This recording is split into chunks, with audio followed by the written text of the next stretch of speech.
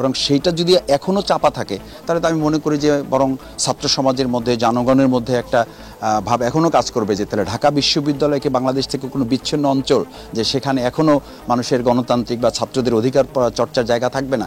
আমরা তো মনে করি না যে ঢাকা বিশ্ববিদ্যালয় বাংলাদেশের সাংবিধানিক একটা অংশেরই এটা একটা প্ল্যাটফর্ম। সুতরাং ঢাকা বিশ্ববিদ্যালয় বাংলাদেশে 56,000 বর্গমাইল যেভাবে চলবে ঢাকা বিশ্ববিদ্যালয়টা সেভাবেই চলবে। সেখানে ছাত্রদের অধিকার রাজশাহী বিশ্ববিদ্যালয়ে যেভাবে, চট্টগ্রাম বিশ্ববিদ্যালয়ে যেভাবে, ইসলামী বিশ্ববিদ্যালয়ে যেভাবে, ঢাকা বিশ্ববিদ্যালয়ে সেভাবে চলবে এবং সেই প্রক্রিয়ায় ছাত্র শিবির সেখানে কাজ করছে।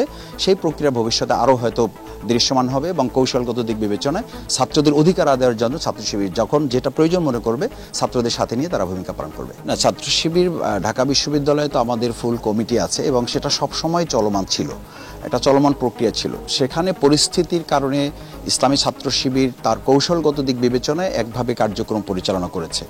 এখন যে পরিস্থিতি এসছে, মানুষের বাকস্বাধীনতা ফিরে এসছে, মানুষের অধিকার গণতান্ত্রিক প্রক্রিয়া চর্চা করার সময় এসছে। আমি তো মনে করি এই সময়টা সবাই যার যার মতো করে স্বাধীনভাবে এটা কাজে লাগাতে পারাটাই এটা আমাদের একটা উৎসবের ব্যাপার, একটা আনন্দের ব্যাপার এবং অধিকার ফিরে পেয়েছি।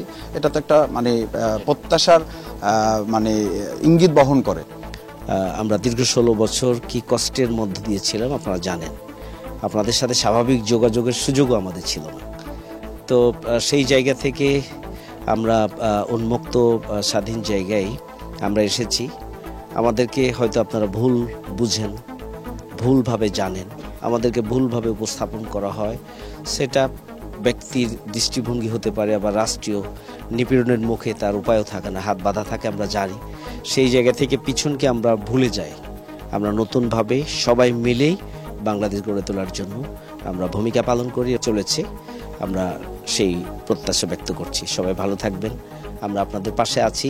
আর আমরাও আমাদের সত্য সুন্দরের অভিযাত্রায় বস্তুনিষ্ঠ সংবাদে আমরা আপনাদের কাছ থেকে সার্বিক সহযোগিতা পাব।